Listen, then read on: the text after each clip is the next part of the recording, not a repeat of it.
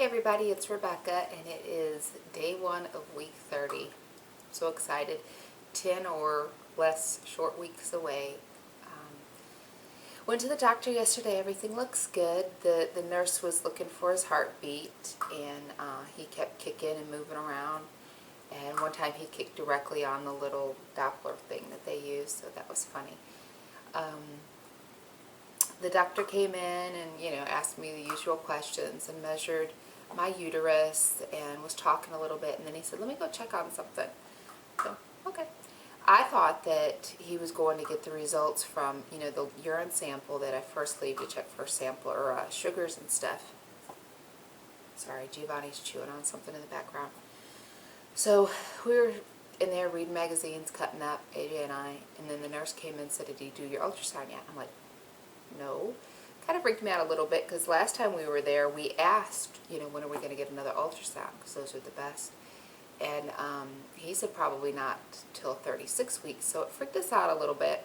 She took us in the ultrasound room and he starts to do the ultrasound. He said, did I explain to you what we have to watch for because of your abnormal alpha fetal serum, maternal, whatever, test results? And I'm like, no, that's the test that they took that made him want to do an amnio to make sure that there weren't any chromosomal defects or neural tube defects or anything like that. So I'm trying not to panic at this point.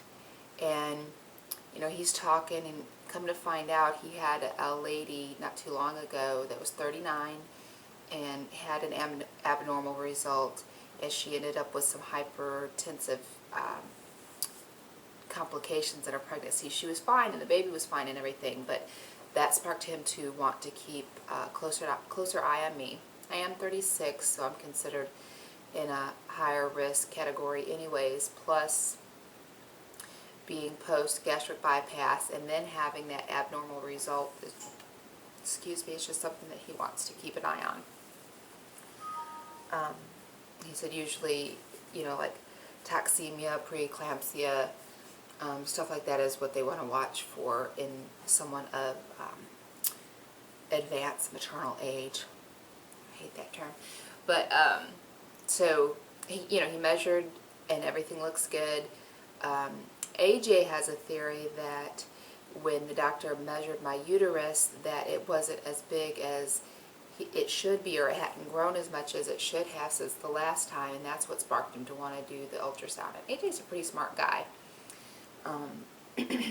So I'm inclined to accept what he said and combine that along with, the other patient that my doctor had that gave him some cause for concern. So the baby's about 3.5 pounds, and he's measuring where he should be.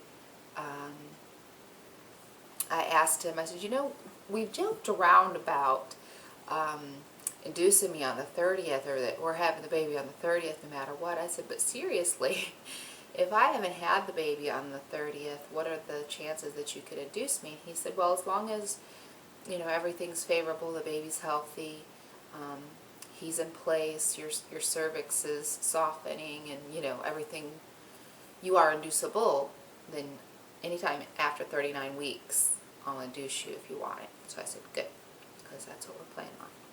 But I love my doctor, and I love his staff, his nurses. It's so funny. They have a candy dish sitting there, and I don't know, the last couple times that I was there, a few times back, I said, that's not fair. You don't even have sugar-free candy for me. So the next time that I went in there, they had sugar-free candy, and today they had more. So that was awesome. But anyways, having cravings again, but it's for stuff that I know that I can't have being pregnant. So it's just my mind mess with me, I think. Like, I want runny eggs and a pastrami sandwich and a turkey club sandwich. Because you're not supposed to have those things, the runny eggs and the deli meat. So I had a couple days last week that kind of knocked me on my butt. I'm starting to get tired again, and a few days of nausea.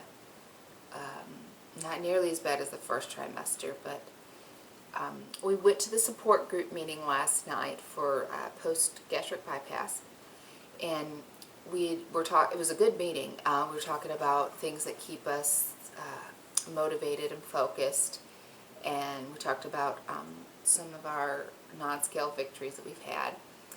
And I made a comment, something along the lines of, it's almost sad that our child won't know what a Happy Meal is. And I was surprised that we got a few negative comments back from, some other people that have already had surgery. So I had to further explain where I was coming from, because one of them said, well, what if when he gets older he goes on a field trip and they go to McDonald's or something?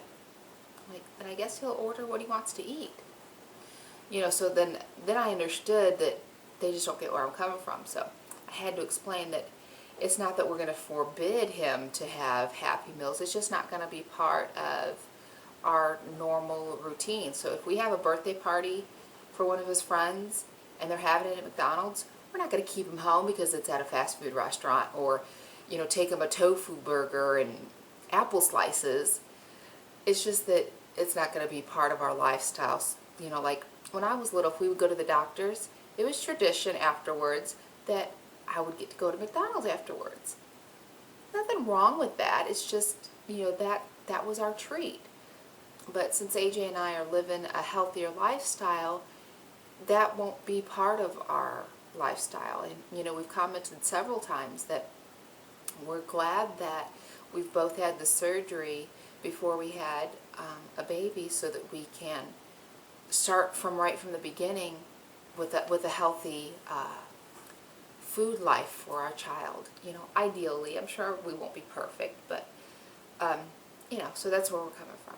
It just surprised me that we had some negative comments from people on that, but it just goes to show how it takes your mind a while to catch up after you've had gastric bypass surgery. But let's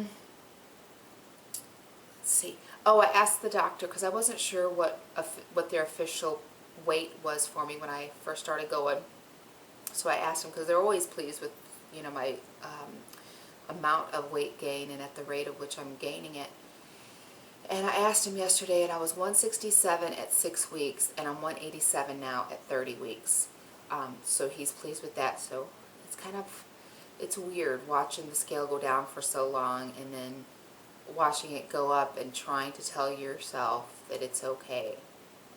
So, but he's happy with all that. I just got to make sure that I don't get carried away, because the last trimester is when the baby's putting on all of his fat and everything. So I'll be gaining weight more rapidly now. So just got to be careful of that. I think that's all that's going on this week. Excuse my appearance. Because we had such a long day yesterday, it kind of takes a little bit out of me now. The next day, or excuse my appearance today. I'm not even putting on makeup or anything. So, all right. So let's do the baby bump. Holy, look at that! Would you? Crying out loud. 30 weeks from the front. And I really think that the 20 pounds that I've gained has been all baby related, because everything else still fits. My pre-pregnancy shirts, and these are pre-pregnancy pajama pants that still fit. So I don't think I'm doing too bad. I guess we'll find out when I go to start losing it again. But that's it. If you all have any questions, comments, concerns, complaints, leave them. I'll talk to you all later. Take care. Bye.